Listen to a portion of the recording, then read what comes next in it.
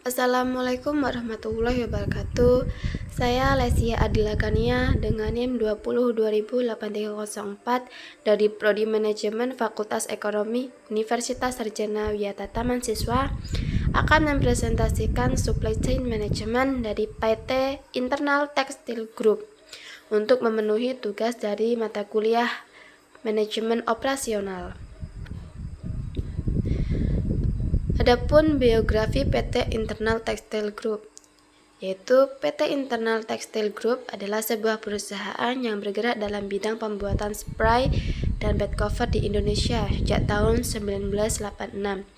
PT Internal Textile Group berlokasi di Bandung. PT Internal Textile Group sudah menjadi ahli dalam bidang spray dan bed cover selama 30 tahun, dan dalam tempo 30 tahun itu kita terus improvisasi sehingga kita mempunyai banyak merek. Merek-merek yang kita miliki antara lain Internal, Valerie, Quincy, Lady Rose, dan Illusions. Berbagai macam merek yang sudah kami ciptakan bertujuan untuk bisa menjangkau semua lapisan masyarakat di Indonesia, dan tentu saja dengan mengedepankan kualitas dan mutu yang tetap terbaik di setiap segmen dan kelasnya. Dengan begitu, sampai saat ini PT Internal Textile Group sudah bekerja sama dengan berbagai lisensi seperti Sanrio di tahun 2014, Warner Bros di tahun 2015, dan Disney di tahun 2015 untuk memenuhi kebutuhan berbagai kalangan masyarakat di Indonesia. Supply Chain Management. Berikut adalah pengertian dari Supply Chain Management. Supply chain management yaitu fondasi yang mendukung pemenuhan kebutuhan konsumen yang dilakukan oleh bisnis manufaktur, retail, dan grosir. Dengan kata lain, SCM ini adalah faktor penentu kesuksesan dari bisnis-bisnis tersebut. Rantai pasokan dalam setiap bisnis bisa saja berbeda. Versi paling dasarnya yakni mencakup perusahaan, pemasoknya, dan pelanggan perusahaan tersebut. Namun untuk perusahaan yang lebih besar maka cakupannya juga jadi semakin luas. Ada berbagai di dalamnya supply chain management, yaitu ada upstream supply chain, internal supply chain, dan downstream supply chain. Berikut adalah upstream supply chain dari PT Internal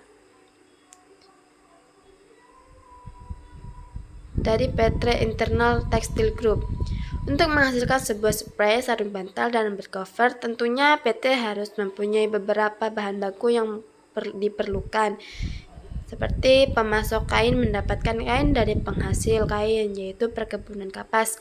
Pemasok benang mendapatkan benang dari perkebunan benang, yaitu kapas. Pemasok kapas mendapatkan kapas dari kebun kapasnya sendiri. Berikut adalah upstream supply chain, yaitu bahan-bahan yang sebelum diolah untuk menjadikan sebuah produk.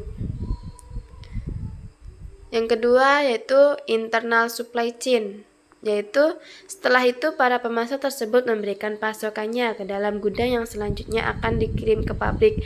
Kemudian para karyawan pabrik akan mengelola bahan baku tersebut untuk dibuat spray, sarung bantal, dan bed cover. Setelah semuanya melalui proses, maka produk-produk yang sudah jadi akan diuji coba terlebih dahulu apakah sudah melalui kualitas yang sesuai dengan pabrik. Jika sudah, maka produk akan didistribusikan di distribusi selanjutnya. Internal supply chain yaitu adalah di mana proses pembuatan bahan mentah menjadi bahan jadi. Para karyawan perusahaan akan mengelolanya menjadi bahan jadi yang siap untuk dikirim kepada konsumen. Yang ketiga ada downstream supply chain. Setelah proses internal supply chain sudah selesai, maka selanjutnya produk akan melalui tahap downstream supply chain, di mana produk akan dikemas.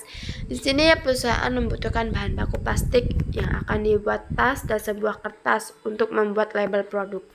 Industri plastik dan kertas menyerahkan produksinya kepada produk perusahaan tersebut untuk mengepak spray, sarung bantal, dan bed cover. Jika pengepakan sudah selesai, maka produk akan diuji coba lagi apakah kualitasnya sudah memenuhi standar dan kemasannya sudah siap untuk dipasarkan. Jika sudah, maka selanjutnya barang tersebut didistribusikan melalui agennya. Selanjutnya, agen tersebut akan mendistribusikan ke toko online shop, pasar-pasar, dan biasanya di toko kain. Downstream supply chain adalah tahap akhir di mana sebuah produk dipasarkan kepada konsumen.